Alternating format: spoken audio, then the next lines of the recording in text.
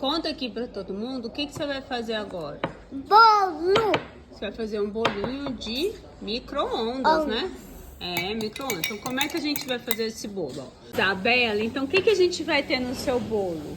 Farinha, né? Farinha de aveia, pessoal, porque a gente tá fazendo um bolo funcional. O que é bolo funcional, Isabela? Ele não faz a gente engordar. Ah. E é saudável. E é saudável. E a gente pode comer. Ah, que legal, né? Então a gente vai nesse bolo. Farinha de aveia, vai banana, chocolate 50% cacau, fermento, ovos e chocolate 60% cacau. Vamos lá? A gente vai ter a ajuda da vovó Linda, que vai quebrar os...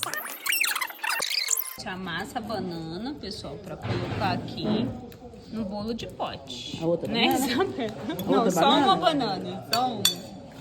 Aí a vovó amassou.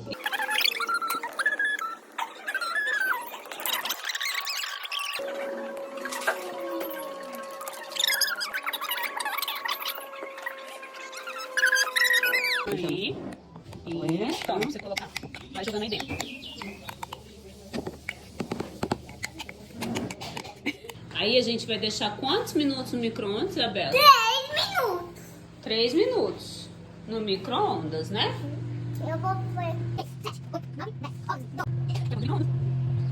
Olha o bolo da Isabela, gente. O bolo da Isabela cresceu.